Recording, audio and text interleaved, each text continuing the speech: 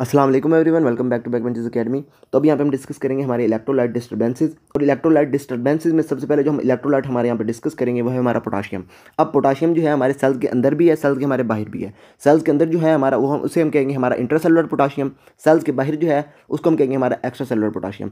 अब पोटाशियम की कंसंट्रेशन अगर आपके सीरम के अंदर आपकी कम हो रही है तो उसको हम क्या कहेंगे, हमारा हाइपोकेलेमिया। सीरम के अंदर अगर पोटाशियम बढ़ रही है तो उसको हम कहेंगे हमारा हाइपरकेलेमिया। अब ये कंसंट्रेशन आपकी कितनी हो, आप हाइपोकेलेमिया कहेंगे, कितनी आपकी हो तो उसको आपको हाइपरकेलेमिया कहेंगे। तो अगर आपका जो पेशेंट है उसके अंदर आपकी ये 3.6 से 3 आपकी जो है ये 5 मिली इक्विवेलेंट पर लीटर है, तो ये हमारी है आपकी जो पोटाशियम है इसकी नॉर्मल कंसंट्रेशन है। इससे अगर आपकी कम हो जाए, 3.6 से अगर आपकी कम हो जाए इसको हम कहेंगे हमारा हाइपोकेलेमिया। अगर 5 से आपकी ज़्यादा हो जाए इसको हम कहेंगे आपका हाइपरकेलेमिया। अब हमारे जो सेल्स हैं, सेल्स के अंदर हमारी आपकी 4 ऐसी चीज़ें हैं जो आपके सेल्स के अंदर आपकी ज़्यादा होती हैं। वो हैं आपकी 3 PM। 3 PM में सबसे पहले एक आपकी एक प्रोटीन, एक उसके बाद आपकी ये मतलब 3 P हैं आपके, और एक आपका यहाँ पे M है। एक P से आपकी आ जाएगी प्रोटीन, एक P से आ जाएगी यहाँ पे हमारी फास्फोरस, एक से आ जाएगी यहाँ पे हमारी पोटाशियम, और M से आ जाएगी हमारी मैग्नीशियम। ये 4 चीज़ें ऐसी हैं जो हमारे सेल्स के अंदर ज़्यादा हैं, और इसके अलावा बाकी सारी की सारी चीज़ें जो हैं हमारे वो सेल्स के बाहर ज़्यादा हैं। अब पोटाशियम डेफिनेटली बात होगी हमारे सेल्स के अंदर ज़्यादा है, और आपकी टोटल पोटाशियम का 98% जो आपके वो सेल्स के अंदर होता है, और वो तकरीबन हम यहाँ पे लेते हैं आपका 148 मिली इक्विवेलेंट पर लीटर जो है आपकी ये पोटाशियम वो आपके सेल्स के अंदर पड़ी हुई होती है। और उसके बाद आपके सेल्स के बाहर जो है वो आपकी तकरीबन ये 3.6 से 5 मिली इक्विवेलेंट पर लीटर, ये आपकी तकरीबन उसका ना 2% जो है आपका वो सेल्स के बाहर पड़ा हुआ है। अगर आपकी 3.6 से आपकी कम हो रही है आपकी हाइपोकेलेमिया, 3 आपकी 5 से ज़्यादा हो रही है आपकी यहाँ पे हो जाएगी हाइपरकेलेमिया। अब पोटाशियम का हमें पता है इसका क्या है, आपका वो आपका रेस्टिंग मेम्ब्रेन पोटेंशियल जो है उसको मेंटेन करने के लिए आपका पोटाशियम को जहाँ पे बहुत इंपॉर्टेंट है। अब ये जो पोटाशियम है जैसे आपका वहाँ पे सेल जो है वो आपका एक्टिवेट होता है, मतलब आपका सेल जो है वो आपका एक्शन पोटेंशियल करता है। तो अब उसके बाद आपकी जो पोटाशियम है आपके सेल्स के बाहर आई हुई होती है। अब सेल्स में आपने जो है इसको अंदर लेके जाना होता है, वहाँ पे हमारे पड़े होते हैं सोडियम पोटाशियम एटीपेजेस। वो क्या करते हैं, आपके सोडियम को बाहर निकालते हैं, पोटाशियम को अंदर भेजते रहते हैं। या फिर इसके अलावा आपके वहाँ पे रेक्टिफायर चैनल्स पड़े होते हैं जो क्या करते हैं आपके पोटाशियम को वहाँ से निकाल रहे होते हैं वहाँ पे। अब ये क्या है आपका यहाँ पे बहुत ज़्यादा इंपॉर्टेंट है, क्योंकि इसने क्या करना होता है आपका इलेक्ट्रोलाइट आपका वहाँ पे जो है इलेक्ट्रोकेमिकल ग्रेडियंट जो है उसको इसने मेंटेन करना होता है, ताकि आपका रेस्टिंग मेम्ब्रेन पोटेंशियल आपका मेंटेन रहे।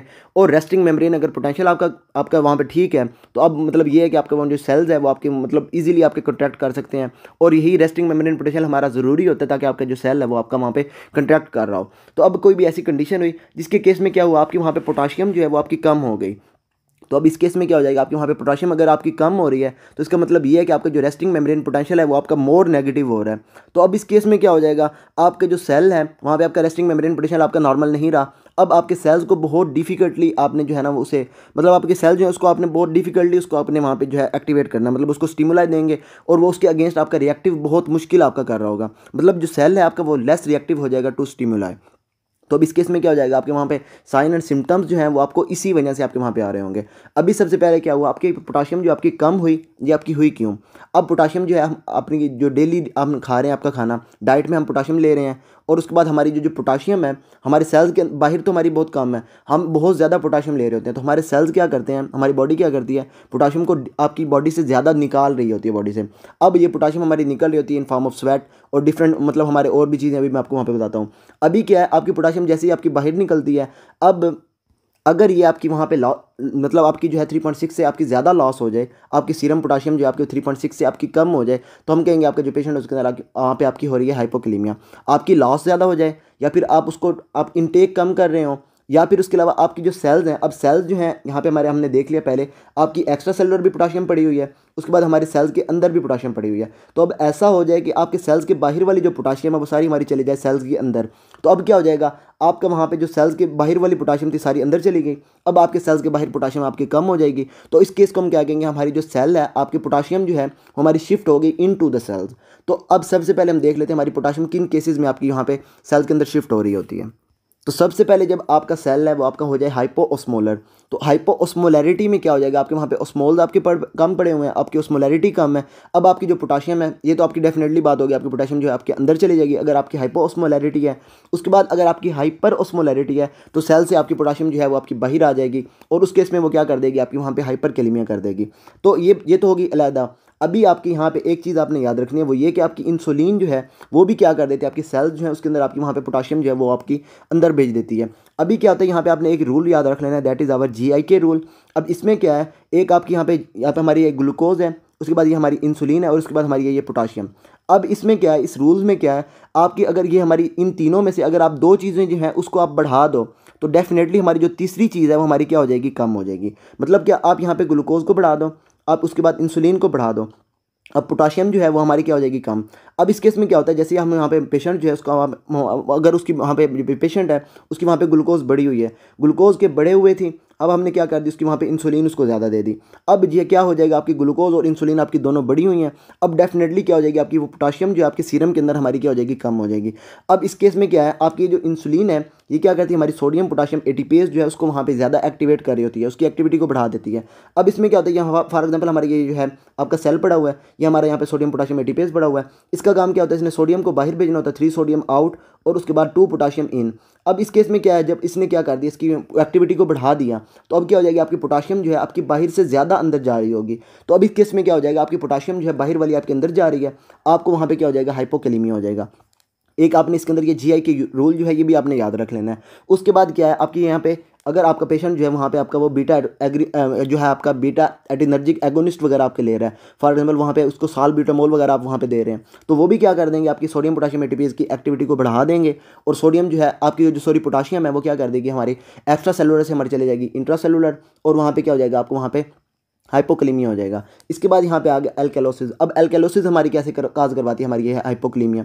एल्कैलोसिस में क्या होता है, आपके वहाँ पे हाइड्रोजन जो है वो आपकी सेल के अंदर आपके कम हो जाएंगे। मतलब क्या है, आपका पेशेंट जो है उसके अंदर अगर मेटाबॉलिक एल्कैलोसिस है, नॉट रेस्पिरेटरी, यहाँ पे क्या है आपकी मेटाबॉलिक एल्कैलोसिस है, तो मेटाबॉलिक एल्कैलोसिस में क्या हो जाएगा, आपकी जो हाइड्रोजन है आपका एसिड है ये आपका क्या हो जाएगा, कम। अब क्या करना है, आपके आपके मतलब ब्लड के अंदर आपकी कम है, तो अब क्या है, आपके सेल्स के अंदर जो हमारी पड़ी हुई है ना हाइड्रोजन, तो वो क्या है आपकी सेल से बाहर आना शुरू हो जाएगी। अब ये कैसे आ सकती है, यहाँ पे हमारा एक चैनल आपका यहाँ पे एक एटीपेज पड़ा होता है जिसका नाम क्या है, हाइड्रोजन पोटाशियम एटीपेज। अब इसका काम क्या है, इसने हाइड्रोजन को बाहर भेजना है और पोटाशियम को इसने अंदर भेज देना है। अब यहाँ पे अगर पेशेंट के अंदर एल्कैलोसिस है, एल्कैलोसिस में अब क्या हो जाएगा, आपको वहाँ पे हाइड्रोजन जो है आपके सेल से बाहर आ रही होगी इन एक्सचेंज टू पोटाशियम, और पोटाशियम क्या करेगी, हमारे सेल्स के अंदर जाना शुरू हो जाएगी, और उसकी वजह से क्या हो जाएगा, वहाँ पे हमारा जो है ये मेटाबॉलिक एल्कैलोसिस की वजह से हम वहाँ पे हमारी जो है हाइपोकैलेमिया हो जाएगा। अब रेस्पिरेटरी अगर वहाँ पे एल्कैलोसिस हो रही हो तो उस केस में क्या है, आपका वहाँ पे पेशेंट जो है उसके अंदर वहाँ पे हमारी ये जो है पोटाशियम जो है हमारी सेल से बाहर नहीं आएगी, क्योंकि वहाँ पे रेस्पिरेटरी में क्या हो जाएगा, हमारा वहाँ पे कार्बन डाइऑक्साइड जो है वो हमारी कम हुई होगी, और कार्बन डाइऑक्साइड को हमें पहले पता है इसका अब इसके साथ कोई लेना देना नहीं है। तो रेस्पिरेटरी एल्कैलोसिस में हमारे वहाँ पे जो है ये पोटाशियम शिफ्ट जो है आपके सेल्स के अंदर नहीं होगी, हाइपोकैलेमिया वहाँ पे आपका नहीं होगा। ये सारा हो गया हमारा जो है पोटाशियम जो आपकी सेल के अंदर आपकी कब शिफ्ट करेगी और आपका हाइपोकैलेमिया कब करवाएगी। अब हाइपोकैलेमिया जो है ये तो आपका एक तो हो गया आपका यहाँ पे सेल्स के अंदर जाने की वजह से। अब अगर आपका वहाँ पे लॉस ज़्यादा हो रहा है पोटाशियम का, सबसे पहले एक तो इंपॉर्टेंट सीधी सीधी हो गई, आपने इंटेक ही कम की, इंटेक कम की तो पोटाशियम वैसे ही आप कम ले रहे हैं और उसकी वजह से आपको हाइपोकैलेमिया हो रहा है। अब एक और चीज़ वो ये कि अगर आपका वहाँ पर लॉस हो रहा है तो लॉस आपका कब हो रहा है, अब लॉस हमारा जो हो रहा है, हमारी जो चीज़ें आपकी बॉडी से जा रही होती हैं वो जा रही होती है फ्रॉम अवर जीआई, और उसके बाद हमारी जा रही होती है फ्रॉम अवर किडनीज।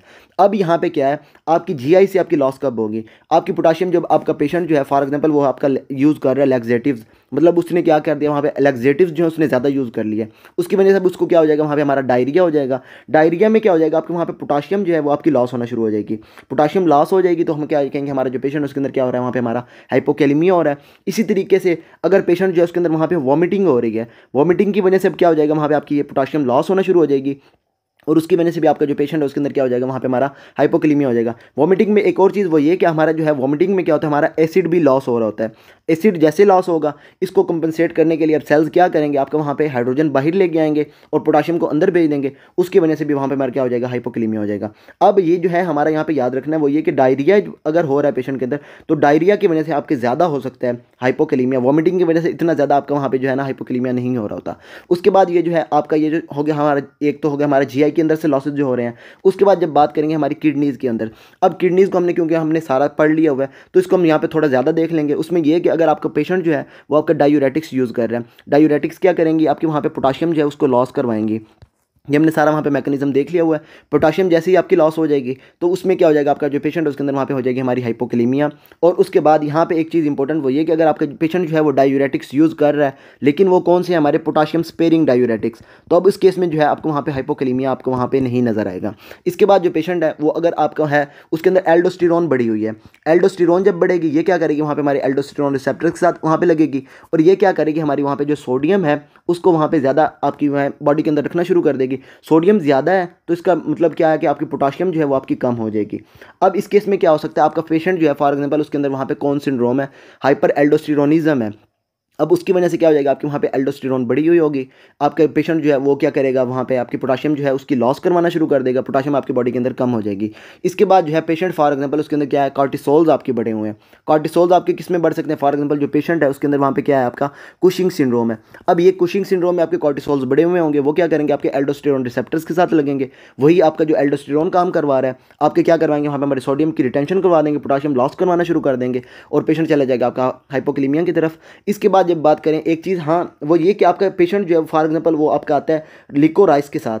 अब लिकोराइस क्या एक आपका केमिकल है, अब इसका काम क्या होता है, ये आपका एज अ केमिकल वहाँ पे यूज़ करते हैं और ये क्या करता है आपका वहाँ पे जो आपकी कॉर्टिसोल्स हैं ये आपके कन्वर्ट होते हैं इनटू कॉर्टिसोन। अब ये क्या करता है, लिकोराइस वहाँ पे जाकर क्या कर देता है, वहाँ पे हमारे जो कॉर्टिसोल्स हैं उसको हमारे कॉर्टिसोन में आपके जाने ही नहीं देता।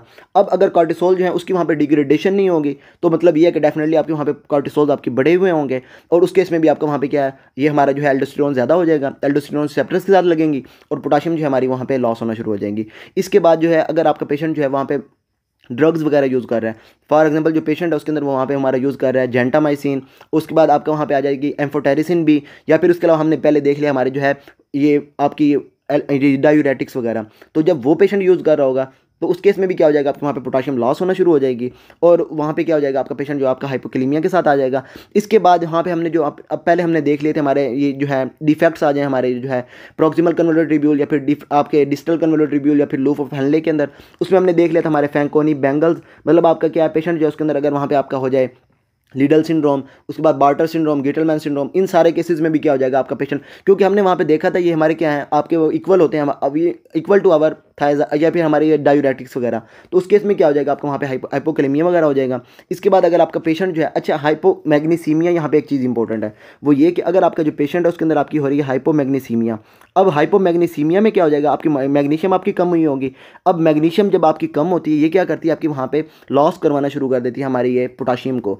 तो पोटाशियम जैसे ही आपकी लॉस हो, मैग्नीशियम अगर आपकी कम है तो ये क्या करेगी, आपकी पोटाशियम लॉस करेगी। अब इसके लिए क्या करना है आपने, अगर पेशेंट जो है आपका हाइपोमैग्नीसीमिया के साथ है तो आप उसको जितनी मर्जी पोटाशियम देते रहे, उसके अंदर वहाँ पे पोटाशियम जो है उसकी वहाँ पे नॉर्मल नहीं होगी। उसके लिए आपने क्या करना है, सबसे पहले आपने वहाँ पे उसकी हाइपोमैग्नीसीमिया जो है उसको आपने ट्रीट करना है। उसके बाद आपकी वहाँ पे ये जो है हाइपोकैलेमिया जो हो रही है वो आपकी वहाँ पे ठीक होगी।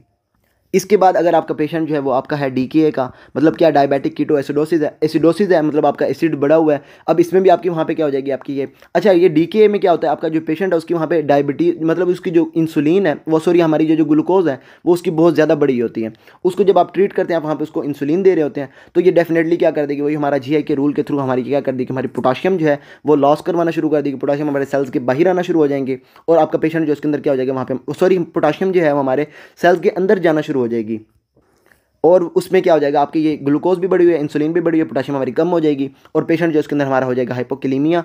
और ये सारे हो गए हमारे। अच्छा इसमें इंपॉर्टेंट है वो ये कि अगर आपका जो पेशेंट है उसके अंदर लॉस हो रहा है, हमारा हो रहा है जीआई के थ्रू, उसके बाद हमारी किडनीज़ के थ्रू। अब जीआई के थ्रू जब आपका लॉस हो रहा होगा, जब आप उसकी यूरिन को चेक करेंगे, यूरिन के अंदर आपको जो पोटाशियम है वो आपको आपकी कम, मतलब आपकी जो है ज़्यादा आपकी ये जो है रिलीज़ नहीं हो रही होगी। उस केस में क्या हो जाएगा, आपकी यूरिन पोटाशियम जो आपकी कम होगी। उसके बाद जब आपकी किडनीज़ की वजह से अगर आपकी वहाँ पे लॉस हो रही है तो उसकी वजह से आपकी वहाँ पे जो पोटाशियम है आपकी जो यूरिन जो है उसके अंदर आपकी पोटाशियम जो आपकी वहाँ पे बढ़ी हुई होगी। जीआई के केस में क्या हो जाएगी, हमारी कम हो जाएगी। उसके बाद किडनीज़ के केस में आपकी क्या हो जाएगी, पोटाशियम आपकी लॉस वहाँ पे ज़्यादा हो रही होगी।